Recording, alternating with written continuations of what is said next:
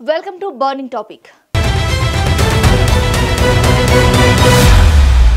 మయన్మార్లో అంతర్యుద్ధం కారణంగా సైనిక పాలన కొనసాగుతోంది. దీంతో ఆ దేశంతో సరిహద్దు పంచుకున్న భారత్కు కూడా తలనొప్పిగా మారింది. ముఖ్యంగా ఈశాన్య రాష్ట్రాల్లో మయన్మార్ అలజడి ప్రభావం పడకుండా భారత్ జాగ్రత్త పడుతోంది. అయితే ఈ సమయంలోనే మయన్మార్లోని ఉల్ఫా ఐ స్థావరాలపై భారత సైన్యం డ్రోన్ దాడులు చేసినట్లు ఆ సంస్థ ఆరోపణలు చేసింది. అయితే భారత సైన్యం ఈ దాడులపై తమకు ఎలాంటి సమాచారం లేదని, ఇటువంటి ఆపరేషన్ జరపలేదని స్పష్టం చేసింది. అసలు భారత్ దాడులు చేసిందా లేదా? అసలు ఈ ఉల్ఫ్ బ్యాచ్ ఎవరు?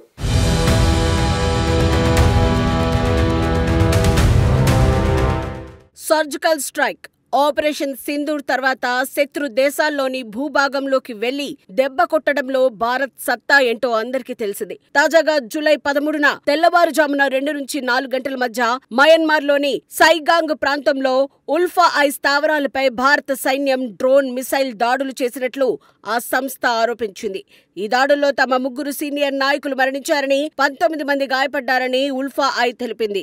నయన్ అసోం నాయకుడు మరణించిన తర్వాత అతడి అంత్యక్రియల సమయంలో మరో మిసైల్ దాడి జరిగిందని, ఈ దాడిలో మరో 2 కీలక నాయకులు మరణించారని ఉల్ఫా ఐ పేర్కొంది. ఈ దాడుల్లో ఇజ్రాయెల్, ఫ్రాన్స్ తయారీ డ్రోన్లు, దాదాపు 150 బాంబులు ఉపయోగించినట్లు సంస్థ ఆరోపించింది. నాగాలాండ్లోని లాంగ్వా, అరుణాచల్ ప్రదేశ్లోని పాంగ్సో పాస్ సమీపంలోని స్థావరాలపై ఈ దాడులు జరిగినట్లు తెలిపింది.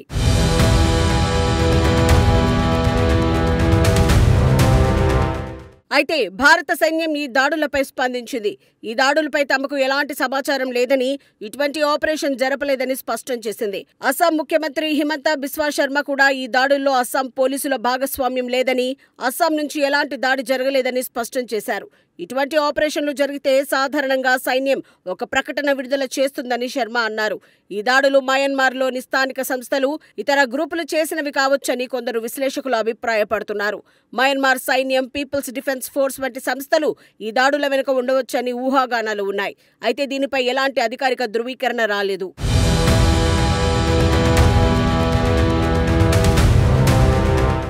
United Liberation Front of Asom ULFA 1979లో అస్సాంలోని శివసాగర్లో స్థాపించబడింది.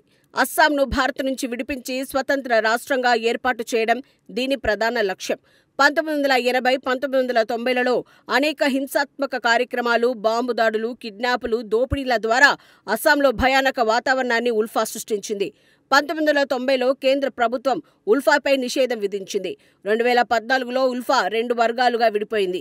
అరబిందర్ రాజ్ కోవా నేతృత్వంలో ప్రో ట్రాక్ వర్గం శాంతి చర్చలకు సిద్ధమైతే, స్వతంత్ర అస్సాం కోసం సాయుధ పోరాటం కొనసాగించాలనే ఉల్ఫా ఐ పరేష్ బరువా నేతృత్వంలో ఏర్పడింది. ఉల్ఫా ఐ మయన్మార్లోని సగైంగ్ ప్రాంతంలో దట్టమైన అడవుల్లో స్థావరాలను ఏర్పాటు చేసుకుంది.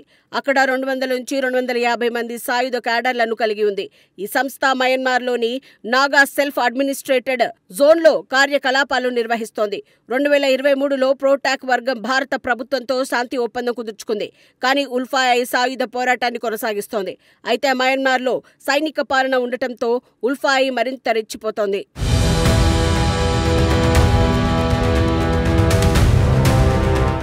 మయన్మార్లో 2021 ఫిబ్రవరిలో సైనిక తిరుగుబాటు తర్వాత దేశం తీవ్రమైన అంతర్యుద్ధంలో కూరుకుపోయింది. సైన్యం అధికారంలోకి వచ్చిన తర్వాత పీపుల్స్ డిఫెన్స్ ఫోర్స్ వంటి సంస్థలు ప్రజాస్వామ్య ప్రభుత్వాన్ని పునరుద్ధరించేందుకు వ్యతిరేకంగా పోరాడుతున్నాయి. ఇండియా మయన్మార్ సరిహద్దు సమీపంలో ఉన్న సగైంగ్ ప్రాంతం ULFA I, national socialist council of Nagaland, people's liberation army వంటి అనేక తిరుగుబాటు సంస్థలకు ఆశ్రయంగా ఉంది.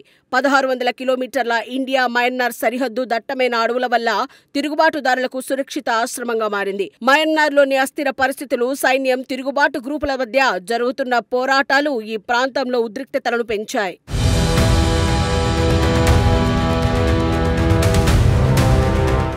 భారత్ గతంలో కూడా మయన్మార్లోని తిరుగుబాటు స్థావరాలపై దాడులు చేసిన చరిత్ర ఉంది. 2015లో ఆపరేషన్ హాట్ పర్స్యూట్, 2019లో ఆపరేషన్ సన్ రైజ్ లో భారత సైన్యం మయన్మార్ సైన్యంతో కలిసి ఉల్ఫా, ఎన్ఎస్సిఎన్ వంటి సంస్థల స్థావరాలను లక్ష్యంగా చేసుకుంది.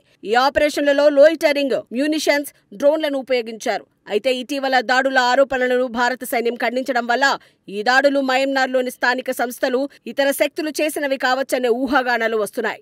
భారత్ తన ఈశాన్య ప్రాంతంలో తిరుగుబాటు సంస్థలను అణిచివేయడానికి సైనిక ఒత్తిడి, శాంతి చర్చలు, ఆర్థిక అభివృద్ధి అనే 3 పాయింట్ల వ్యూహాన్ని అనుసరిస్తోంది.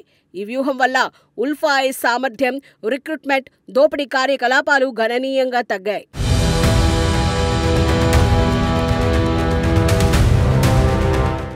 భారత్ ఈ దాడులు తాము చేయలేదని చెప్పినప్పటికీ ఉల్ఫా-ఐ మాత్రం అస్సాం, ఈశాన్య రాష్ట్రాల్లో ప్రతీకార దాడులు చేస్తామని హెచ్చరించింది.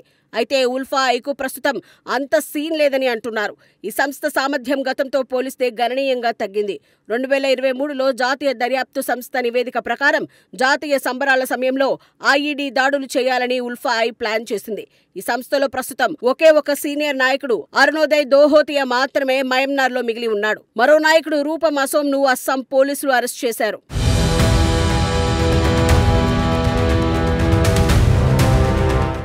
అయితే ఉల్ఫా-ఐ ప్రభావం ఎలా ఉన్నా ఈ బెదిరింపులు మయన్మార్లోని అస్థిర పరిస్థితులు ఈశాన్య భారతదేశంలో భద్రతా సవాళ్లపై కాస్త ఆందోళన కలిగిస్తున్నాయి. భారత ప్రభుత్వం ఈ పరిస్థితిని నిశ్చితంగా పరిశీలిస్తోంది. ఈశాన్య రాష్ట్రాల్లో శాంతి భద్రతలకు భారత ప్రభుత్వం ప్రత్యేక శ్రద్ధ తీసుకుంటోంది. ఇది చైనా, బంగ్లాదేశ్, మయన్మార్ వంటి దేశాలకు సరిహద్దులను పంచుకోవడంతో వ్యూహాత్మకంగా ఎంతో కీలకం. అందుకే ఆ ప్రాంతాల్లో తిరుగుబాట్ల విషయంలో ఎంతో జాగ్రత్తగా వ్యవహరిస్తోంది.